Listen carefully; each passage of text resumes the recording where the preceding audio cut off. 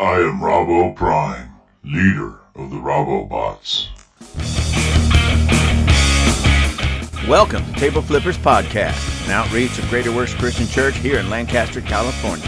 I am your host, Robert Enos. If you like what you hear, visit us at gwcclancaster.org. That's gwcclancaster.org. Find the Table Flippers link, click on it, and you'll get to our merchandise.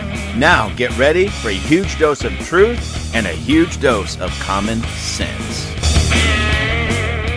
This is going to be good. Woo! Good afternoon, ladies and gentlemen, and a huge thank you once again to every one of you that tune in, listen, support, have been writing me kind letters, and I do really appreciate it. I can say that the letters and such that I've been getting in, the emails that I've been getting in, have been very kind. Very, very kind.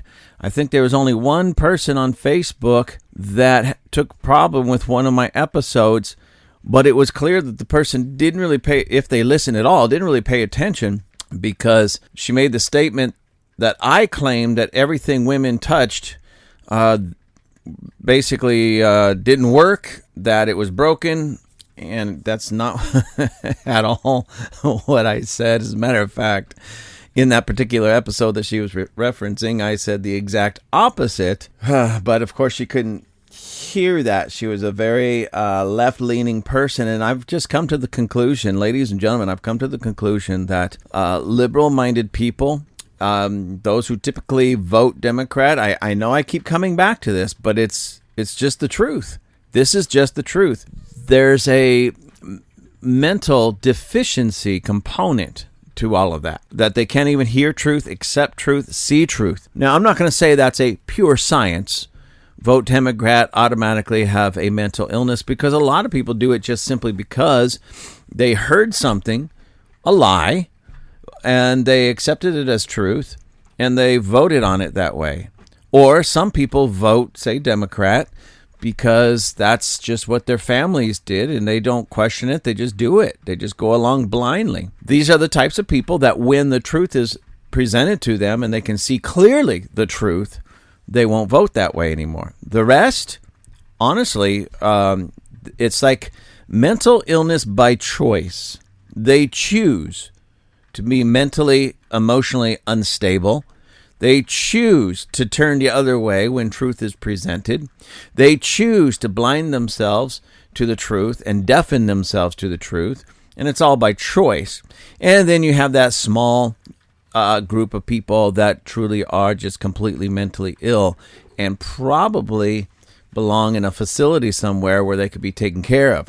But anyways, those are your three classes of liberal Democrats. Today I want to talk to you about something else, and I just went ahead and started with that because of what this article and what I'm going to talk to you about is going to take me. When I first read this article and I saw this, there was nothing political in my mind about it until I started asking the questions. Why? Why is this happening? Why is this continue to happen? Why is this becoming just normal in our neighborhoods in America, but especially here in Los Angeles County? And, well, you'll see why. Let me read this article. And this article is from Fox News, and it was posted April 17th. Oh, that's today. A little earlier today. And it says, huge mob ransacks California gas station. Police outnumbered. And then there's a video it shows. And I watched the video, and it was just amazing to me. I mean, literally mobs and mobs and mobs of young people. At least I saw young people. They were, they all look like a little bit older teenagers, maybe early 20s. Literally ransacked this Arco gas station. Anyways, let me go on with this. It says Arco employee reportedly hid in bathroom. A video recorded a mob of California youth breaking into a gas station convenience store and then stealing what police say were thousands of dollars of products. The incident happened early Sunday morning in Compton, California, after a large group of people blocked an intersection as part of a street takeover, with video footage showing cars drifting in circles and screeching around 2:30 a.m., according to KTLA. Now, if you watch this video, I'll put the link in the descriptions area for this podcast, for this episode. But if you watch this video, you can hear in the background cars, screeching and burning out and all that. And so that makes sense. They were out there doing donuts and drifting and doing all their stuff while this other part of the mob was breaking in to this Arco station. It says, it's unbelievable, unreal. I've never seen anything like this happen here. Greg Johnson, a Compton resident and customer of the Arco station that was looted, told ABC 7 in reaction to the ransacking. Arco staff said a clerk hid in the bathroom while the looting occurred. Video taken of the incident shows unidentified people first crowding around the entrance of the convenience store at the Arco gas station and kicking down its glass door to gain entry. Once inside, people could be seen swiping items from the store shelves, with one smiling person taking packages of condoms and cigarettes. Oh, and by the way, watching this video, there's a lot of people that wore masks. They wore masks, had hoodies on. And then there was a lot of these young people that had no masks, no hoodies, looking straight into the camera. I'm not even a police officer, but I can make out clearly who these people were. And if I could take some of those still shots and go around in that area and probably pick them out, certainly out of a lineup. So thank God most criminals, especially on this level, are not that bright. Anyways, it says once inside, people could be seen swiping items from the store shelves, with one smiling person taking packages of condoms and cigarettes. Condoms and cigarettes. Condoms and cigarettes. Well, at least they took the condoms, because that tells you that they're not going to be creating any other people like them for a while. So please, if you're listening to this and you stole those condoms, please use them. For God's sake, use them. We don't need any more people like you. I'm sorry, ladies and gentlemen. That just kind of tickled my funny bone. Condoms and cigarettes. You're going to risk going to prison. You're going to risk the rest of your life. You break in with a mob and all you can get is condoms and cigarettes. I don't know. Maybe they'll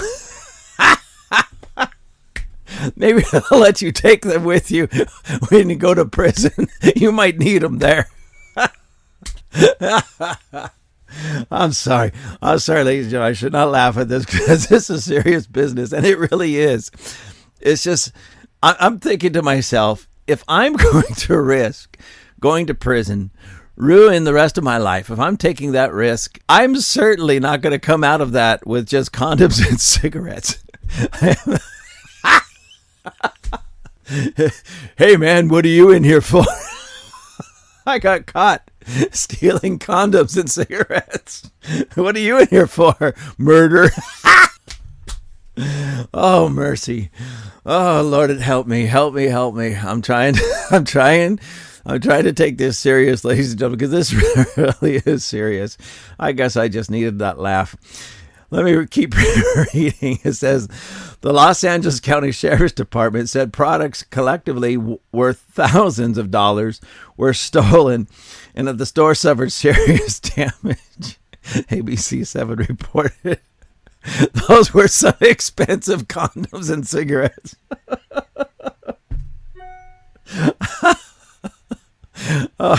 Thousands of dollars worth of condoms and cigarettes. Anyways, stop it. Somebody's out there laughing, making me laugh. Says no arrests have been made in connection to the incident. Oh, and you scroll down on this, and it shows clearly, this is so funny. It shows clearly a still shot of this young man, baseball cap on.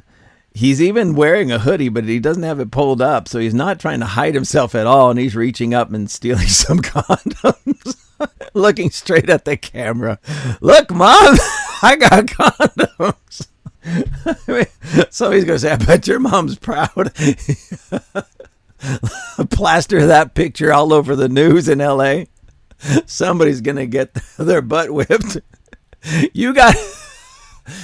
I sent you down to the Arco store, and all you could come back with was condoms and cigarettes. I'm sorry, ladies and gentlemen. If that was my son, I would whip his butt for one, for being part of that mob. I'd whip his butt for stealing. And then I would whip his butt for being so stupid to steal condoms and cigarettes. I mean, how desperate do you need to be to steal condom and cigarettes? And he's got a big old smile on his face like he's doing something so cool. Yeah, let me keep reading. Sergeant Clarence Williams of the Los Angeles County Sheriff's Department told the Los Angeles Times that the street takeover near the Arco station was one of 3 in the area that night, but that he had never seen a flash mob break into a store to that level. By the time police arrived, the crowd had scattered, he said. Can you see all these kids running? Oh no, the cops are coming. And they're running with arms full of condoms and cigarettes. Don't drop it. You might need that where you're going. This is just too funny. I'm so sorry because this really is serious business. Around 100 people were involved, and the area was left covered in trash and tire marks, KTLA reports. It makes me angry, Norris Heron, whom KTLA said witnessed the events, told the station, it makes me angry when they do that to the streets and put everybody else in danger. An investigation into the footage of the looting is reportedly ongoing. Let's see, is there any more? I guess that's it. That's the end of that. Boy, that was a short... I mean, I guess after you've reported on the stolen condoms and the cigarettes, what else is there to talk about? I'm sorry. Jump in the car. Take off. What did you get? Condoms and cigarettes. I'm sorry. Of all the things to ruin your life over, I got a box of cigarettes and a box of condoms. Woo, that's going to make for a fun party. Anyways, ladies and gentlemen, that was... serious business, I understand, but it just struck me as being funny. I shouldn't laugh at that stuff. Okay, serious stuff. So anyways, this is happening all over LA County area. This type of stuff is happening here where I live. We live at the northern tip of LA County, so we're still in county jurisdiction. And it's happening. People just don't care anymore. These young people just seem to not care. They're not afraid. You know, they can walk in, steal things, and walk out. Even where our coffee shop was, we had a boutique in there where Beauty for Ashes would sell some clothing and lipsticks and things of that nature. And actually, it's really great stuff. They sell some lip balms, lipstick, facial creams, body butter. And these are all natural, organic, made out of all natural, organic ingredients. And it's really healthy for you. You know, not that I wear the lipstick. However, I do want to be on a Bud Light can soon, so I'm sorry. I don't know what happened. I went to the gym today, and it was like one of the toughest workouts. I walked, and my everything in me was like jellyfish. I was so tired. So maybe my brain is just finally starting to get some oxygen again, and I can't help it. Anyways, let me keep reading. There's this article. Let's see. Oh, that's something else. So there's an article in, what is this? USA Today. It says, which Los Angeles neighborhoods are safest? See the latest trends in LA crime rates. So it's talking about LA, Los Angeles County, LA crime rates and how they're going. So let me just read a portion of this. It says, Los Angeles. For years, Los Angeles residents, like many communities across the country, have complained about growing crime rate, from catalytic converter theft to stolen packages or far worse, and the impact on their quality of life. Now, actually, there's something a little bit deceptive in this, because yes, in the last few years, okay, just the last maybe 3 or 4 years, maybe 5, but 3 or 4 years, crime rates have been going up in Los Angeles, but for a long time they were going down. And Los Angeles and portions of Los Angeles have become safer and safer and safer. So this is not necessarily a new trend, but it's a resurging of a trend in LA that crime rates are going up. Anyways, this was published March 20th, 2023 by, two people, Bianca Polaro and Tammy Abdola. I think that's how you pronounce the name, and this is USA Today. So they talk about how crime rates are going up, anywhere from catalytic converter thefts, stolen packages, and far worse. They don't say what far worse is, but I can tell you what far worse is. Violent crimes, homicides, things of that nature. And it impacts the quality of life of the people here. So more than 3 years after the COVID-19 pandemic began, USA Today took a look at the data to assess how much crime really has gone up and whether people are more or less safe than they were back in 2019. Now, just for time's sake, I'm not going to read this whole article. Again, I'll put the link so you can read it if you want to. But I want to drop down to a part, where is this? In this article, I believe. Oh, yes. Here it is. Here. Oh, yeah, these numbers are not good. I'm not going to read all of them, but just to give you an idea of this, there's I wouldn't say it a graph, just something where they compare. They looked at 2019 and then the changes in crime from 2019 to 2022. So basically a 3-year gap. And in a 3-year gap, let me just read some of them to you. Just to give you an idea, it shows all the little towns, the cities in Los Angeles. So I don't have time to read all of them, but it's just some of them. Okay, so a town called Rancho Park, property crime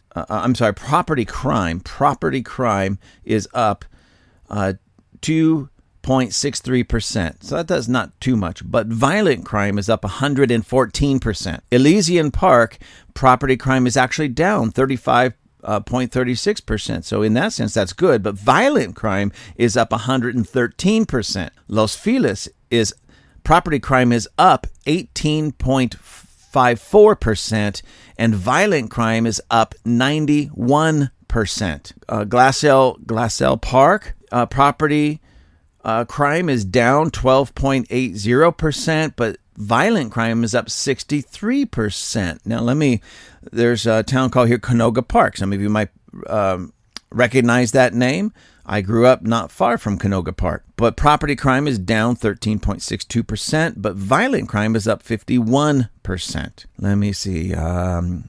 Hollywood Hills West, property crime is down 6.46%, but violent crime is up 49%. Didn't I already say? Oh, Chatsworth, another town near where I grew up. Property crime is up 8.43%. Violent crime is up 42%. This is ridiculous. Downtown LA, property crime is up 56.49%. Violent crime is up 25%. So most of these, not all of them, most of them, crime is on the rise, and violent crime is horribly on the rise. Let's see, Northridge. I actually grew up in Northridge. Property crime is down just 0.41%, so not even 1%. That almost doesn't even count, but we'll count it, 0.41%. Violent crime, 19% rise. And I think I'll just stop there. Like I said, if you want to, you can look at this and look at all of these numbers. Some are actually down in the violent crime area. Some are down in the property crime area, but it's not looking good for LA, okay? Now let's see, where is it? Oh, here it is. I want to read this part of this article to you, just because I want to show you how people think in this. This is ridiculous. But anyways, it says outside of downtown, some of the largest increases in crime rates were on LA's west side, with greater wealth and home to many national chain and high-end retailers. Neighborhoods including Century City, Palms, Playa del Rey, Playa Vista, and Sawtelle all saw overall crime rates increase dramatically between 2018 and 2022. Century City, home to a major shopping mall that's been the target of high-end smash-and-grab thefts, saw its property crime rates increase by 35%, from 80 reported crimes per 1,000 residents to 108 in 4 years. So from 80 reported crimes to 108 reported crimes in 4 years. Such increases across many West Side neighborhoods. Now listen to this. It says like this: such increases across many West Side neighborhoods, which trend whitier. My brain is finally getting some oxygen, but let me read that again. Such increases across many West Side neighborhoods, which trend whiter and richer on average than most LA neighborhoods, looked the same when analyzed from 2019 to 2022. You see how they had to throw that in? Like, I don't know. Why does everything come down to race with our media? Why does it seem, and especially if they're left-leaning, more liberal-minded, why is everything about race? You know what? Everybody out there are people, are human beings, citizens, right? It doesn't matter the color of their skin. If the trends were different and the crime rates were going up in predominant white neighborhoods, we would need to do something about that. Crime rates go up in a predominantly black neighborhood, we need to do something about that. If crime rates go up in a predominantly Asian community, we need to do something about that. If crime rates go up in a predominantly Hispanic, Latino community, we need to do something about that. Why? Because they're human beings. Anyways, let me just read some of these real quick. It says Palm saw a 35% in reported property crimes increase in property crimes and 7% increase in violent crimes. Playa Vista saw a 28% increase in property and 50% increase in violent crimes. That's a really big jump in Playa Vista. Mar Vista saw 8% increase in property and 33% increase in violent crimes. Del Rey experienced a 14% increase in property and a 25% increase in violent crime. And Brentwood had a 20% increase in property and 15% increase in violent crimes. So anyways, let me make my point. USA already made their point that, these white neighborhoods are doing better. I don't know. Maybe they're trying to throw out some type of racist angle on this. But it's ridiculous. I don't personally care who lives in those neighborhoods. If those residents are being subjected to higher crime rates, we need to do something about it, regardless of the color of their skin and regardless of how much money they bring home every year. That is absolutely ridiculous. Anyways, so I started looking at this, that first, the mob, that Ransacks, that Arco, which is terrible. I know I laughed through it, but it was mainly because of the mobsters stealing condoms and cigarettes. But it's terrible no matter how you look at it, because that's somebody's business. That's somebody's, as we would say, bread and butter. Somebody worked there. There was somebody that worked there and had to hide in the bathroom for fear of their lives. It's probably shut down today as they're doing repairs and assessing the damage and trying to figure out where they go next with all of this. So that means it's more inconvenient for the people that live in that neighborhood that would use that Arco, either purchase things there, purchase their gasoline there, whatever. And now they have to go further, go somewhere else, maybe pay higher prices at another gas station. Why? Because of all these punk kids, these stupid, idiotic, ignorant, punk kids. Yeah, I said it, ladies and gentlemen. And here's the thing that I would do. I mean, when the police go in there, and they could certainly find some faces, if they're 18 or older, try them as an adult, send them away, period. It's ridiculous what they did, send them away.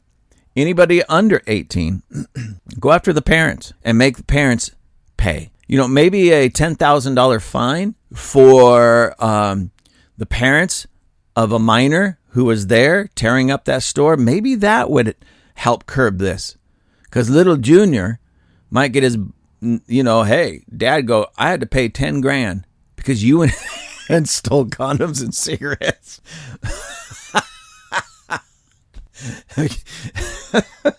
I'm sorry. Can you see that? Dad fuming at home because he's paying $10,000. He had to go sell his motorcycle or take out a huge loan or something like that. Junior comes through the door with his backpack. I mean, you talk about a butt whipping. Again, a butt whipping for being a thief, a butt whipping for being stupid, and a butt whipping for stealing condoms and cigarettes. That boy ain't going to be able to sit down for a year. And rightfully so. But hey, go after the parents on these minors if they were minors, okay? And if they're 18 years old, they're adults, so let them be up the river, Anyways, it got me thinking again about the whole why behind it. Why is all this happening? Huh? So it reminded me of this gentleman by the name of George Gascon. Some of you may have known him, but he is the DA of Los Angeles. Now, George Gascon is an interesting character. Okay, very interesting character. When I read of this, there's some things I didn't know about him other than he's a terrible DA. That's all I knew. He's crooked. That's all I knew. He's wicked. That's really all I knew. Evil. That's all I really knew. But George Gascon, let me just read some of this. It says he was born March 12th, 1954, and he was actually born in Cuba. And his family migrated here from Cuba. He's an American attorney and former police officer. Now, I want you guys to put all this stuff together. So he's an attorney, a former police officer who is the district attorney of Los Angeles County, a member of the Democrat Party, and a former Republican. I mean, right here, anybody that voted for this dude to put him in office, I mean, you voted for somebody who can't even figure out who or what he is. He and his family escaped the whole communist revolution, and it said that his father was labeled for being anti-government, being basically anti-communist, and so they had to run for their life. So he comes here and he basically starts acting like one, becoming one. He's now a Democrat, but he was a Republican. He is now the DA for Los Angeles County that does not want to charge anybody. He doesn't want to prosecute anybody, it seems. That's why crime is going crazy here, because everybody knows, or most people know, that, we're not going to be prosecuted for it, so let's just go have a good time. But he was also a former police. This guy is so double-minded. His brain, his psyche, his soul, ladies and gentlemen, if he has one, his soul is like a roller coaster ride. It's got his ups, it's got his downs, it's got his crazy turns, ins and outs, all over the place. He was a Republican, now he's a Democrat. He was a police officer, now he's working against police officers. He doesn't know who he is or what he's all about, and that's why Los Angeles County, at least one reason why it's in such a mess. And it makes me realize why the Los Angeles Board of Supervisors like this guy, because he is their out. They can be just as stupid, just as ridiculous, just as ignorant, just as foolish, just as tyrannical. And then when it finally does hit the fan, when it finally hits the fan, they just blame Gascon. It's him. It's got to be him. He's not even prosecuting people. That murderer over there just got out. That rapist, oh yeah, he let him out. And so, I mean, it's funny, and yet it's not funny. Because like I said, it's not funny because we're living it. Yet when you just stand back in the safety of your own home and you look at it and try to imagine this as if you're watching it on TV, again, I know I've said this about other things. This is Saturday Night Live. Maybe a clip from old, what do they call it? Mad TV, Mad Magazine TV, Mad TV, whatever it was. That's where Jim Carrey got his start. I mean, maybe Gascon's working on being the next Jim Carrey or something. I don't know. But he's flip-flopping all over the place. He is flip-flopping, American attorney, former police officer, district attorney, Democrat Party, Republican Party. I don't know who I am. Anyways, let me try to read part of this. And again, I'll do my best to put the link to this information for you. But it says he was at one time the San Francisco district attorney. It says Gascon at San Francisco Pride in 2011. In 2011, in his last act as mayor of San Francisco, Gavin Newsom appointed Gascon as San Francisco district attorney, filling the job vacated by Kamala Harris. Right there, you should see anybody that's associated, promoted, or given a job by Gavin Newsom. Their engine isn't firing on all 8 cylinders. The elevator don't go up to the top. They are like a Bud Light, maybe 2 Bud Light short of a 6-pack. It says, anyways, Gascon was subsequently elected in his own right in November 2011 and again in 2015. In 2018, Gascon announced that he would not be seeking re-election, citing his need to care for his mother in Los Angeles. So he came here to care for his mother in LA, then decided to run here? I don't know. He resigned from his San Francisco district attorney position in October 2019. So he's also noted for bail reform. Gascon advocated for the end of cash bail. Gascon brought the Public Safety Assessment, PSA tool, to San Francisco to assist courts in making bail decisions more equitably. Why is that word always used and thrown out when it's something stupid we're talking about? But equity, equitable, equitability. Anyways, initial results indicate that for the 15 months following the implementation of PSA tool, only 6% of defendants released went on to commit a new crime while awaiting trial. Whatever. Roughly half the rate observed during the similarly recorded period time in 2006, during which cash bail was used exclusively to determine which defendants were released awaiting trial. Criticism. During Gascon's time as district attorney, property crimes increased by 49%. There you go. So how is it that he, on one hand, he was letting these people out without any cash bail, and he says, they didn't go out and do anything wrong, but somewhere else, property crime increased 49%.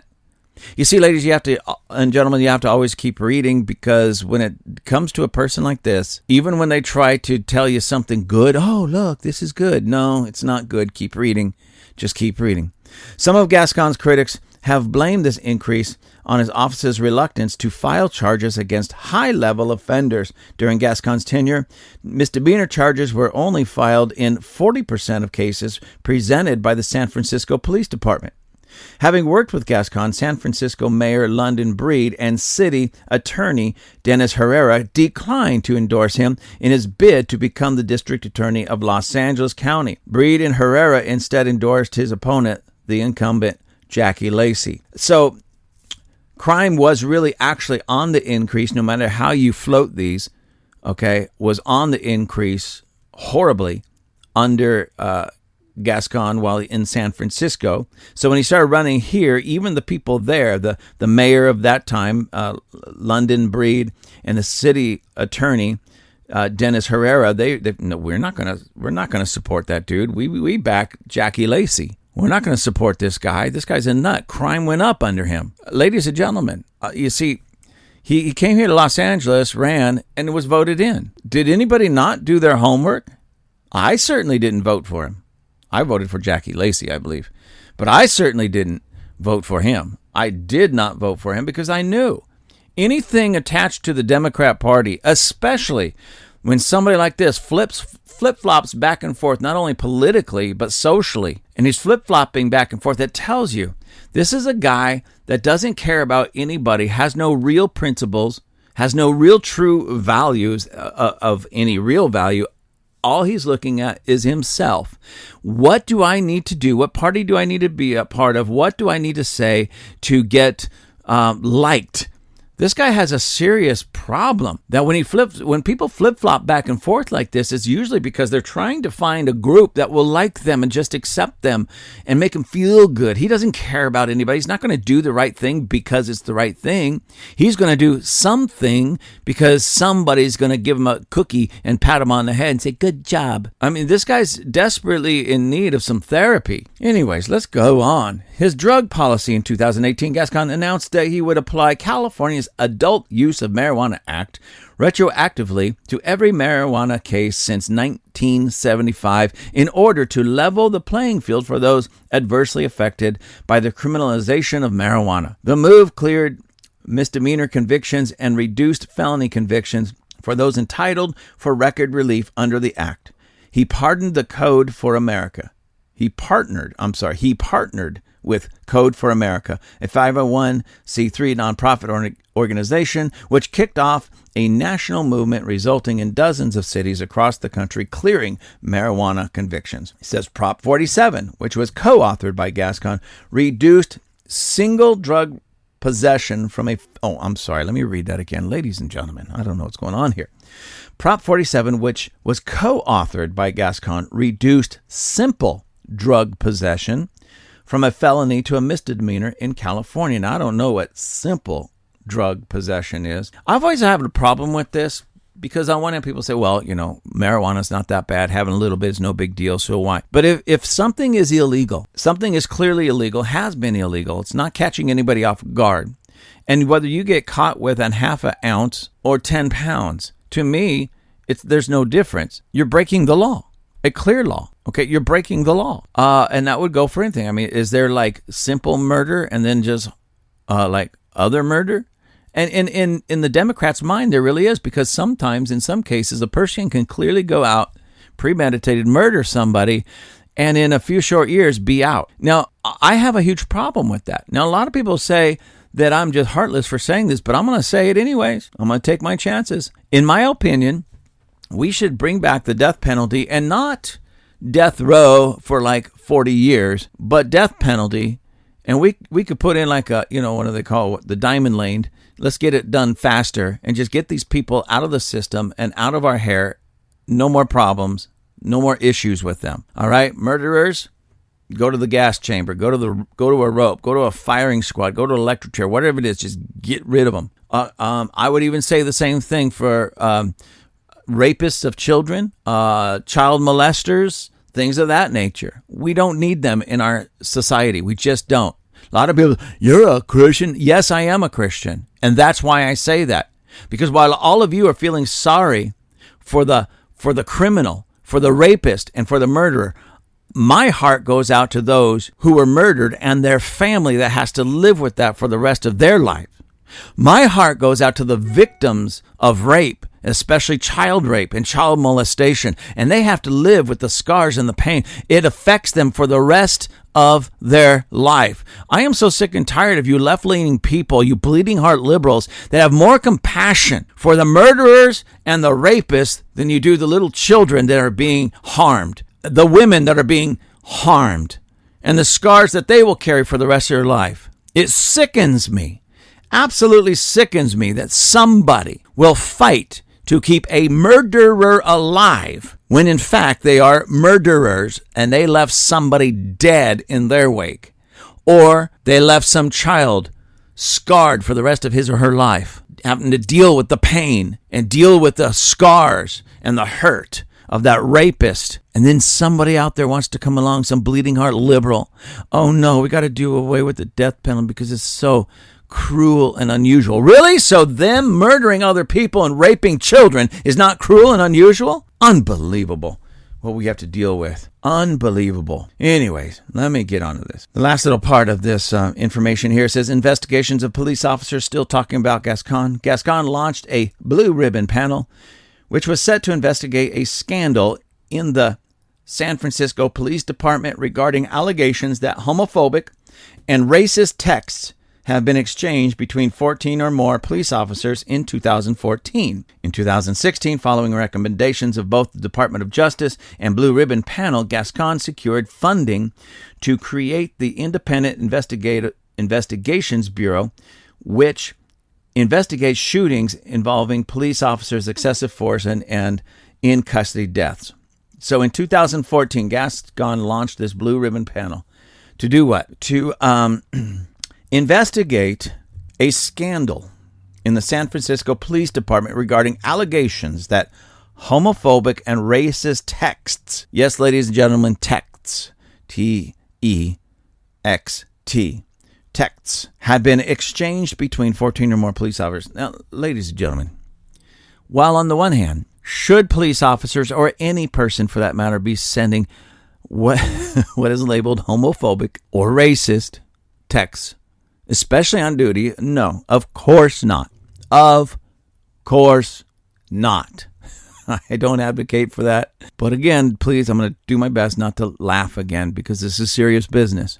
But Gascon took San Francisco tax dollars to launch this Blue Ribbon Panel to investigate something that really was a waste of time, money, effort, energy This is how double-minded and messed up this dude's mind is. Instead of being out there trying to investigate and convict rapists, murderers, molesters, thieves, things of that nature, he's going down hard on what cops are texting back and forth to one another. So one cop makes a funny little text that may be poking fun at homosexuality or transgenderism, and by golly, Gascon is there to save the day and crush those officers for simply texting. Do I agree with those texts? Absolutely not. But do I think that the DA of San Francisco should be going after police officers for texting? No. He should be going after rapists. He should be going after murderers. He should be going after drug pushers. He should be going after molesters. Instead, he's wasting his time and money of the city on going after texts. I don't know about you, ladies and gentlemen, but does that sound as ridiculous to you as it did to me? That instead of going after hardened criminals and cleaning up the crime in San Francisco, he's more concerned with what one officer is texting to another officer. I mean, again, I don't know if these officers were on duty. It doesn't say here in this. So I'm assuming they were, which they shouldn't have been doing that on duty. But I don't know about you. I just think that there's some more important things to go after as a DA than what one cop is texting to another cop. Could be just me. Could just be me. But I am thinking that, maybe he should have had his eyes focused on something else. But this is the man, the DA, that's responsible for who's going to be put away, who's going to be not just charged, but convicted of a crime. And he's not doing a very good job of it. He doesn't convict very many people. It has to be a really heinous crime, or he can't get any way. If there's no way out for him, then he'll convict. But as long as there's a way out for him and it doesn't come fall on his shoulders, at least immediately, we won't convict him. It doesn't matter what it is, really.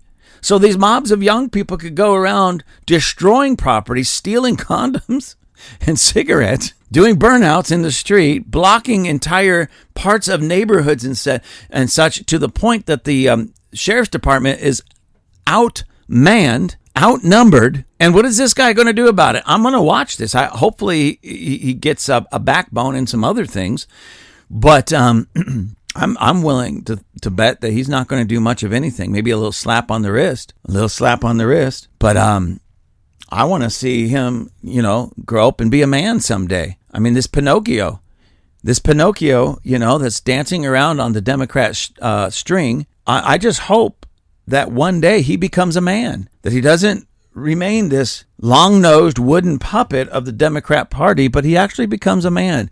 And one of the ways you do that is get some integrity, have some values that are actually valuable, live by them, quit flip-flopping back and forth, figure out who you are and what you are and stand up for it if that's what you really believe. But this guy I don't think he doesn't stand up for anything real because he doesn't know what to believe. He believes whatever is going to put him in with the cool crowd, I guess. I don't know. He was a Republican at one point, maybe because some pretty girl in the Republican Party caught his eye. I don't know. But anybody that flip-flops that much in his life and in his career is unstable, just unstable. And that's what we have here in LA County.